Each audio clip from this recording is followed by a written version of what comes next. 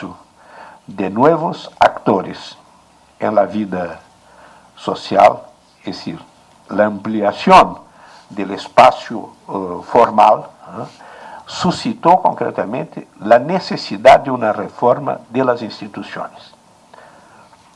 Y no es ocasional que en esos tres países que mencioné se haya planteado de forma aguda el tema de la constitución de un nuevo orden para el país.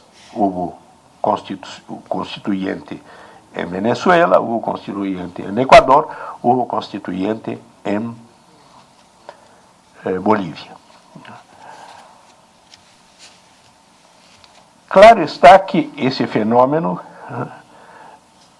obedece a varias lecturas. Y aquí yo quiero introducir un tema que me parece importante, aunque no sea necesariamente objeto de una discusión actual.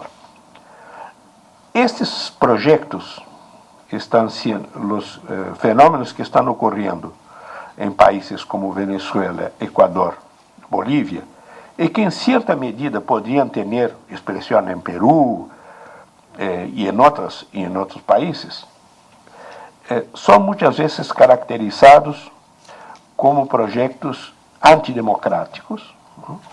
Porque estarían dominados por una doble perversión, la perversión populista y la perversión nacionalista.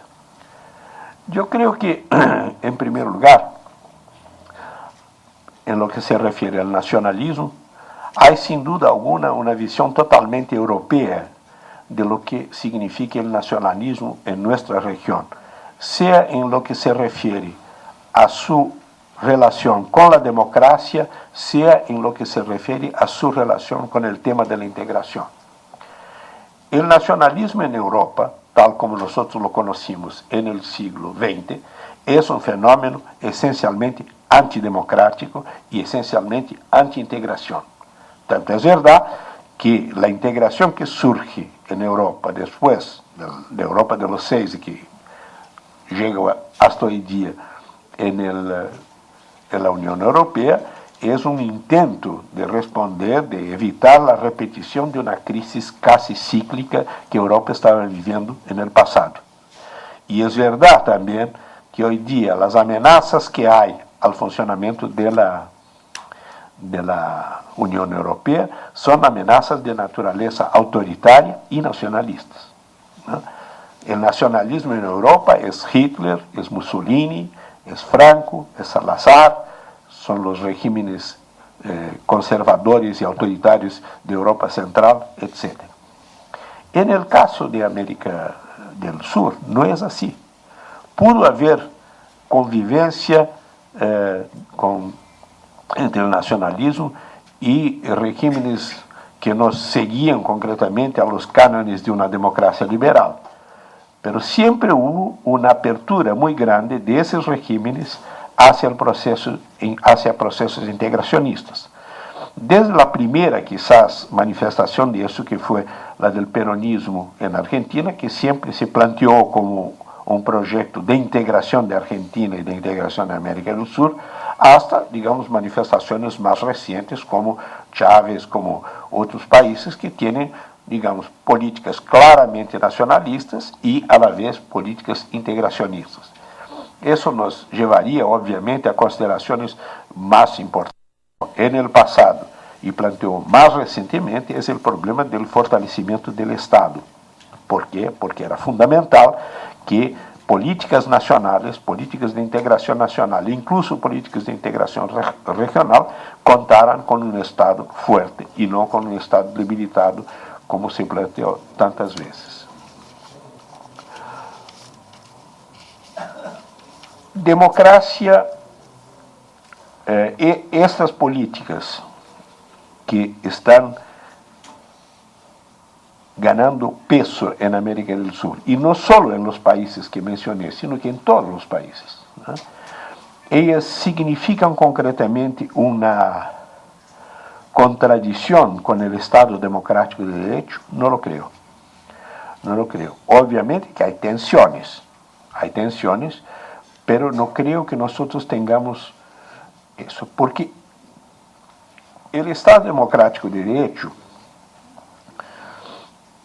es, en realidad, debe serlo, fundamentalmente, una consecuencia de una determinada, del resultado de una determinada correlación de fuerzas en la sociedad.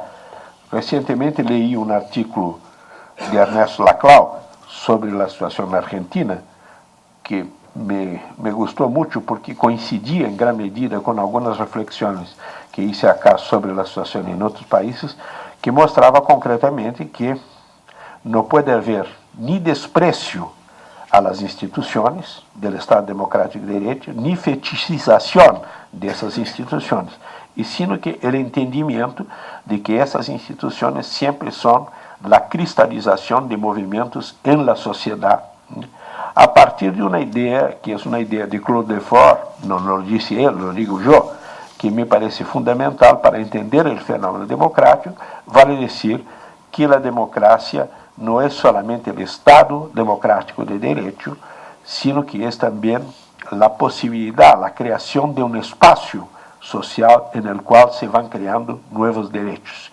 Y por lo tanto, la democracia no es simplemente un valor fijo, sino que es un proceso en el cual se van agregando constantemente cuestiones, nuevas demandas y nuevos problemas. Eso, eso implica también el hecho que está en el orden del día, no solo por razones de naturaleza doctrinaria, sino que por razones de naturaleza eminentemente práctica, que un Estado sometido a tensiones sociales, saludables tensiones sociales tan fuertes, tan importantes, que reflejan cambios en nuestras sociedades, es un Estado que también tiene que pasar por reformas muy importantes, ¿no? Reformas de sus instituciones, de sus sistemas electorales, de los mecanismos de consulta a la sociedad, de la estructura de los partidos, ¿no? Para enfrentar no solo cuestiones de su eficacia, de su representatividad, sino que para enfrentar también deturpaciones significativas, como es el caso del tema de la corrupción de una manera general. Avanzo para concluir, llamando la atención para otros temas que me parecen fundamentales y que deben estar presentes en una agenda de los derechos humanos, de la democracia en América del Sur. El tema de los derechos humanos, por supuesto, pero ahí en un sentido bastante amplio, englobando situaciones muy particulares que tienen una incidencia muy fuerte sobre el funcionamiento no tanto del Estado democrático, sino que de la sociedad democrática. La situación de los jóvenes, de las mujeres, de los ancianos, en fin, de los presos en general, presos políticos ya no los hay más, pero la situación de los presos es una situación grave, es una situación que tiene una dimensión política tremenda. Mencionamos aquí anteriormente la cuestión de la democracia, de la relación, de la dialéctica, por así decirlo, entre democracia económica y social y democracia política. Quiero